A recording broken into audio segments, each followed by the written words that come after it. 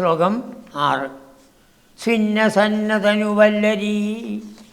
ഓരോ ഗോപിയും മുമ്പ് പറഞ്ഞതുപോലെ എന്ത് ചെയ്തു എന്ന് പറയുകയാണ്. ഒരു സ്ത്രീയുടെ ഗോപി, കാവിനാമ പശുപാങ്കന, പേര് പറയുന്നില്ല, ഒരു ഗോപി സ്വിന്നം നൃത്തം വെച്ച് ആ ശരീരം മുഴുവൻ വേർത്തിരിക്കണു. സന്നം അങ്ങനെ ക്ഷീണിച്ചിരിക്കണു. തനുവല്ലരി, അവരുടെ ശരീരം എങ്ങനെയുണ്ട്? വള്ളി പോലെ ഉള്ള ശരീരം, കൃശഗാത്രിയാണ്. അങ്ങനെയുള്ള കാവിനാമ പശുപാങ്കന ഒരു ഗോപി കാന്തമംസമവലംബതേ സ്മ, ആ ഭഗവാന്റെ ശരീരത്തിനെ ആശ്രയിക്കുകയാണ്. കാന്തമാംസം, ഭഗവാന്റെ ആ തോളിനെ അവലംബിച്ചുകൊണ്ട്, മുമ്പ് പറഞ്ഞത് തന്നെയാണ്, അതാണ് ഭഗവാന്റെ മനോഹരമായ തോളിനെ ആശ്രയിച്ചുകൊണ്ട് തൻ്റെ തോള് അവിടെ വയ്ക്കുകയാണ്. കാന്തമാംസം അവലംബതേ സ്മ, ആരുടെയാണത്? തവ, ഹേ ഗുരുവായൂരപ്പ, അങ്ങയുടെ. ഇടയ്ക്കിടയ്ക്ക് ഗുരുവായൂരപ്പൻ ഇങ്ങനെ ചോദ്യങ്ങളും ചോദിക്കും, അതാണ്.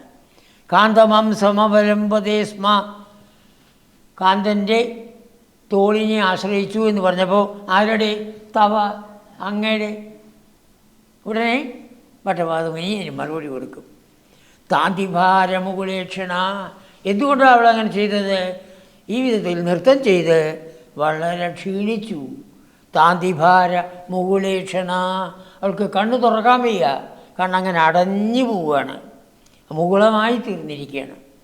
അങ്ങനെയുള്ള ഒരുത്തി ആ ഭഗവാന്റെ അടുത്ത് വന്ന് തൻ്റെ കവിളിനെ ഭഗവാന്റെ മനോഹരമായ കവിളുമായി ചേർത്ത് വെച്ചു. കാചിത ആചലിത കുന്തള, ഈ നൃത്തം കൊണ്ട് അവളുടെ തലമുടി മുഴുവൻ അഴിഞ്ഞു, തലക്കെട്ട് അഴിഞ്ഞു. ഭഗവാന്റെ അടുത്തേക്ക് ഓടി വന്നു അവൾ.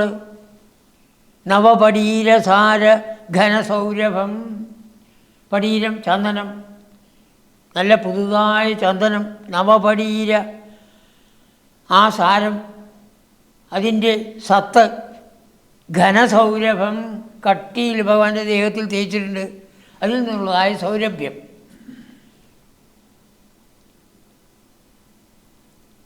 ഓടി ഭഗവാന്റെ അടുത്ത് വന്ന് ആ കയ്യിനെ പിടിച്ചു. വഞ്ചനേന സഞ്ജുചുംബ, ആൾക്കാരെ തെറ്റിദ്ധരിക്കില്ലേ, എടുത്ത് ഒന്നങ്ങട് ഉമ്മ വെച്ചു. സഞ്ജുചുംബ, എപ്പോൾ ആ വിധത്തിൽ ചെയ്തുവോ അഞ്ചിതോരു പുളകാങ്കുര, അവരുടെ ശരീരത്തിൽ മുഴുവൻ ആ പുളകമുണ്ടായി, രോമാഞ്ചമുണ്ടായി. ആൾക്കാരെ കണ്ട ആൾക്കാരെന്താ വിചാരിക്കുക? ഇവൾ ഭഗവാന്റെ കൈ ചുംബിച്ചു. അല്ല, മണമുണ്ടോ നോക്കുകയാണ്, ചന്ദനത്തിന് മണമുണ്ടോ നോക്കിയതാണ് എന്നവൾക്ക് പറയാൻ. അതാണ് നവപടീരസാരഘന സൗരഭം വഞ്ചനേന. മറ്റുള്ളവരെ സംബന്ധിച്ചിടത്തോളം അവർ ഈ ചന്ദനത്തിൻ്റെ മണമുണ്ടോ എന്ന് നോക്കിയതാണെന്ന് മനസ്സിലായിക്കോട്ടെ.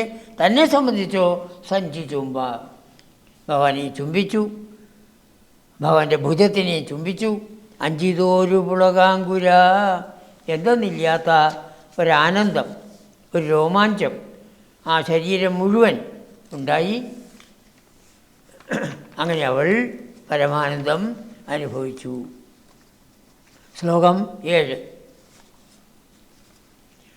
കാവി വേറൊരു സ്ത്രീ ഗണ്ഡഭുവി സന്നിധായ നിജഗണ്ഡം, നേരത്തെ പറഞ്ഞാണ്. ഭഗവാന്റെ ആ കവിൾത്തടത്തിൻ്റെ അടുത്ത് നിജഗണ്ഡം തൻ്റെ കവിൾ കൊണ്ടുവച്ചു. എന്നിട്ടോ ആകുലിത കുണ്ടലം, അവളുടെ ആ കുണ്ടലങ്ങൾ ഇങ്ങനെ ആടിക്കൊണ്ടിരിക്കുകയാണ്.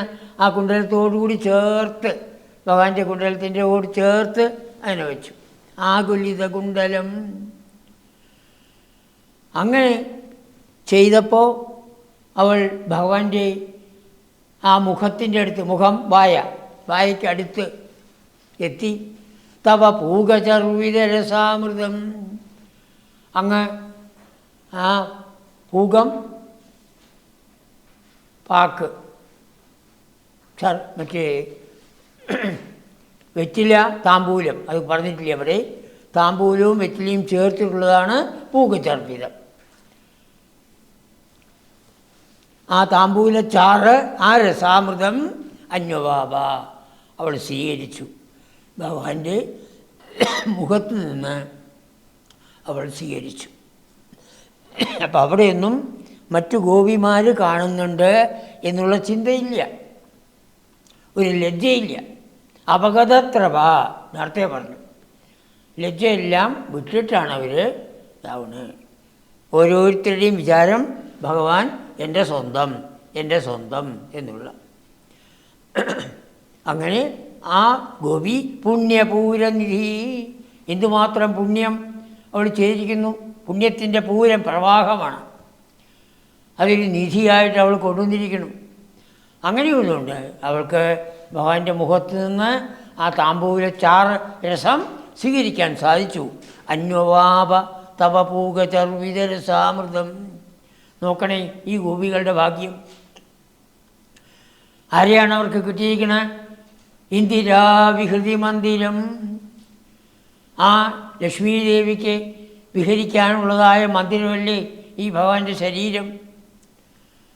ആ ഭഗവാൻ ഭുവനസുന്ദരം, ബ്രഹ്മാണ്ടത്തിന് മുഴുവൻ സുന്ദരനായിരിക്കുന്ന ആ ഭഗവാനെ നടനാന്തരേ, ആ നാട്യത്തിൻ്റെ മധ്യത്തിൽ ത്വാമവാപ്യ, ഹേ ഗുരുവായൂരപ്പ, അങ്ങയെ ലഭിച്ചിട്ട് ഓരോ ഗോപിയും, ഇവിടെ ചിലത് മാത്രമേ പറഞ്ഞുള്ളൂ, ഓരോ ഗോപിയും ആ വിധത്തിൽ ഭഗവാന്റെ അടുത്ത് വന്നു. ഒരേ ഒരു ഭഗവാനാണെന്നാണ് അവരുടെ വിചാരം. എല്ലാവർക്കും ഓരോരോ ഭഗവാൻ, ഓരോ ഗോപിക്കും ഓരോ ഭഗവാൻ, അവർ കാണുന്നില്ല. ത്വാമവാപ്യ ദധുരംഗനാഹ, അങ്ങനെ ആ അങ്കനകൾ, ഗോപികൾ, കിമുന സമ്മതോന്മത ദശാന്തരം, സമ്മത ഉന്മതം, ഉന്മതം എന്തെന്നില്ലാത്തതായ ഒരു ഉന്മാദാവസ്ഥയെ പ്രാപിച്ചു. സന്തോഷത്തിലൂടെ അവർ ഉന്മാദാവസ്ഥയെ പ്രാപിച്ചു. സമ്മത ഉന്മത ദശ, ആ അവസ്ഥ, ആ അവസ്ഥയിൽ എത്തിച്ചേർന്നു. ഓരോ ഗോപിയും ഭഗവാന്റെ അടുത്ത് വന്ന് ഓരോ വിധത്തിൽ ആ ഭഗവാന്റെ അവയവങ്ങളെ സ്പർശിച്ച് തൻ്റെ ശരീരത്തിൽ രോമാഞ്ചത്തിനെ ഉണ്ടാക്കി ആനന്ദം അനുഭവിച്ച്, എത്രത്തോളം ആനന്ദം? സമ്മതോന്മതം. ആ ആനന്ദം ഒരു ഉന്മാദമായി തീർന്നു. ആ ഉന്മാദാവസ്ഥയെ ഓരോരുത്തരും പ്രാപിച്ചു. അങ്ങനെ എത്ര നേരം അവർ നൃത്തം വെച്ചു പറഞ്ഞിട്ടില്ല, എത്ര നേരം നൃത്തം വെച്ചു എന്ന് പറഞ്ഞിട്ടില്ല.